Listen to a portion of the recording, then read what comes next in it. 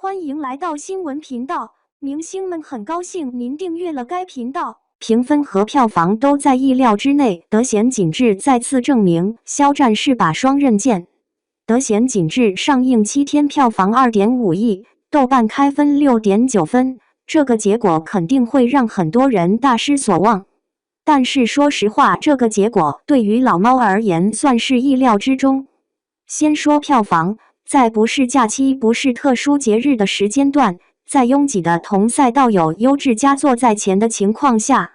再加上同期有系列口碑 IP 老少皆宜的动画片《动物城》在的情况下，猫眼预测3.75亿，个人预测过4亿，这个成绩对于这个赛道已经很可观了。而且这个成绩还是因为蓝小龙和正午阳光以及肖战合体带来的效应。如果这部片子如果不是他们，不是肖战的流量盘子大，很难有现在的成绩。哪怕其他演员的演技更精湛，也不会有这样的成绩。看看文艺片票房就能得出结论。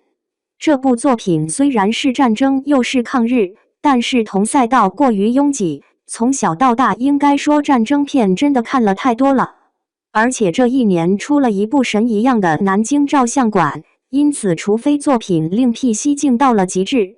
否则谁来都不好使，甚至于宣传过大都会适得其反。因此，剧方并没有刻意宣传。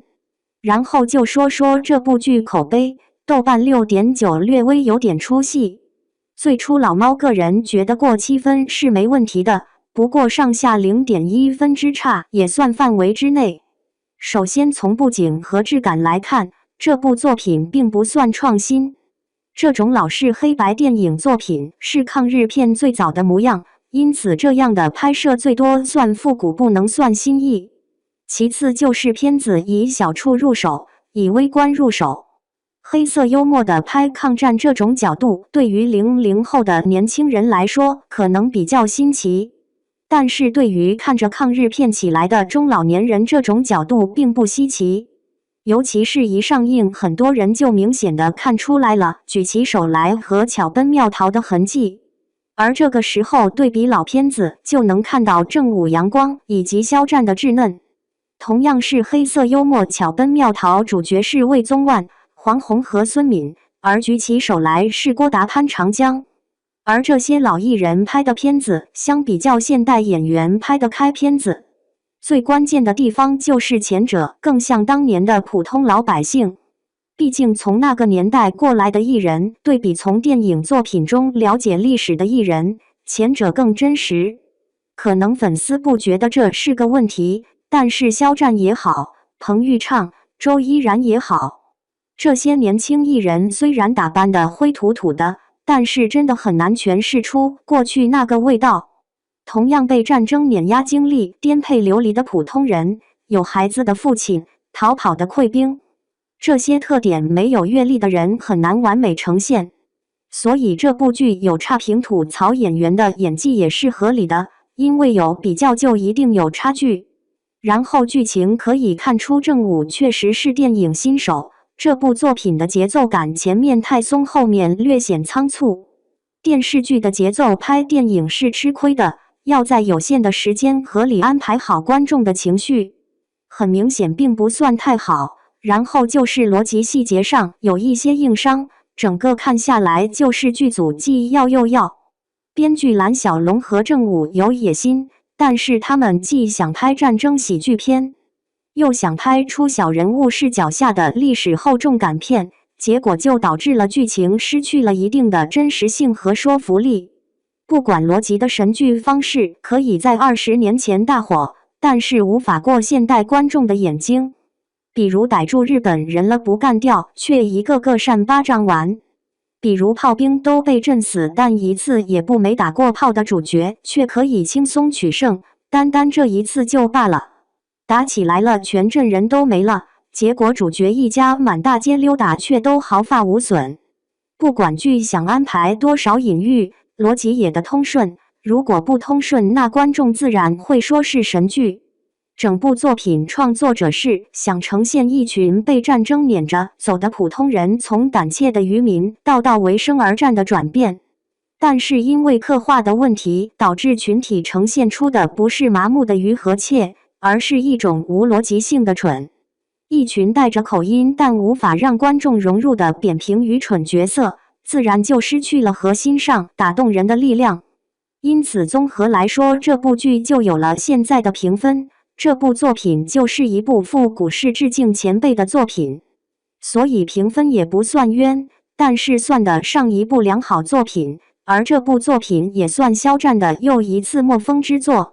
讲到这，咱们的说，很多导演和创作团队其实现在也发了一个问题，就是除非作品绝对的出类拔萃、一骑绝尘，商业性和质量性都结合很好，如哪吒如照相馆，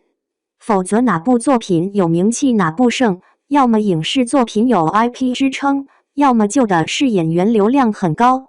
不然即便质量不错也很难出圈，前阵子折了不少文艺片就是如此。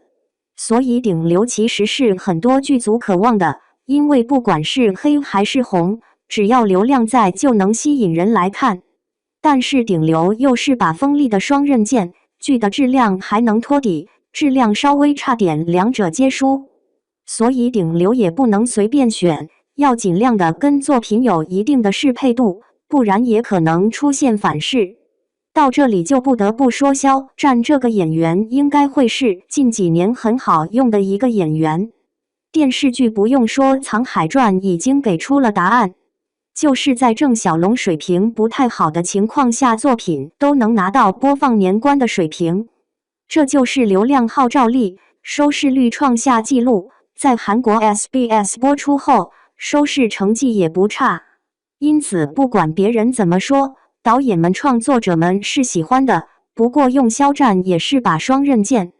因为肖战的演技虽然一直在进步，但是真的还是少些沧桑和阅历。如果放古偶剧、偶像剧，或许还算相得益彰，但一旦放在正剧里，就难免引起一些攻击。这也就是肖战作品收视好，但是口碑总一般的原因。不过肖战和他的团队还是很清醒的，知道他的短板就一直在克服。无论是电视剧还是电影，都寻找的是优质的正剧创作团队。纵观肖战从出道到现在的选择，能清楚地看到这一把双刃剑的剑锋正越磨越亮。肖战自2015年出道，《超星星学园》是他士气演绎的起点。2018年搭档赵露思的我的皇帝陛下北唐墨染开始崭露头角。2019年陈情令为无限一举成名，这部现象级作品令其知名度暴增，但是也成了他被非议的一个点。然后他的团队接了《诛仙儿》古装仙侠电影，这部片子特效其实很不错，但是口碑很惨。2020年《狼殿下男二》2021年斗罗大陆主角热度也不差，而在这之后，肖战的团队基本上目标就逐渐清晰。军旅剧《王牌部队》演完就是参加了话剧《如梦之梦》，之后2022年搭档人气小花杨紫的《余生》，请多指教都市情感剧，接着就是年代剧2023年《梦中的那片海》，评分7.5还是不错的。然后就是搭档实力派演员白百合演了都市情感剧《骄阳伴我》，这个时候其实就能明显看出来，他一直的方向就是合作实力派演员，参与更有质感的作品。2025年《射雕英雄传：侠之大者》播出，虽然骂声不断，但是他号召的实力还是在票房上展现了出来。老怪拍成了那样，还能有7-8亿票房，肖战作用不能忽视。然后就是这部《德贤景致》，单纯就肖战而言，他的演技还是有进步的。但是就像前文所说，一些经历和阅历没有，那就是没办法诠释好。这不单单是他的问题，所有年轻艺人都面临这样的问题，所以还得找到自己的适配点。同样，因为年代已变，所以各个导演和编剧也应该用一种新的角度来看待观众、看待演员，看待已经变化的时代，然后与时俱进创作作品。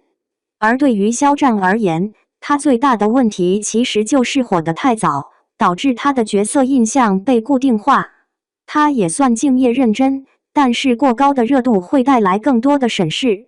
而这个就得通过更多的作品一点点给观众扳回来。而基于目前的轨迹，肖战未来的发展方向也已经很明显。首先，深耕主流正剧市场，与正午这类顶级制作团队的合作可能成为常态。因为这类剧方也需要高流量艺人。从目前看，肖战会更倾向于选择更具有时代意义、制作精良的正剧或电影，以沉淀其流量的浮漂，巩固其内核演员的地位。同时，他也持续在拓展国内文化影响力，承担文化交流、技能推广等职务，并非短期代言。预计他将继续参与此类活动。这对他来说更能增加正剧的机会。就目前而言，当前的娱乐市场流量格局趋于分散，新晋演员一直不断涌现，但是相对性更好用的正剧流量年轻艺人并不多，因此肖战的机会还是很充足的。但是他必须持续产生有口碑的作品，而不是被观众认为都是粉丝力量。这一次的得闲景致，因为多方面原因，并没有成为他的大助力。但是作品中他的一些问题，应该还是要好好琢磨一下，然后一步步将见风莫出。总而言之，随着时间，肖战会一点点逐渐走出纯依靠流量的阶段，然后通过主演主流作品来承担更多的社会责任，也通过细致的探索幕后角色，构建出一个更具韧性、更受主流认可的职业生态。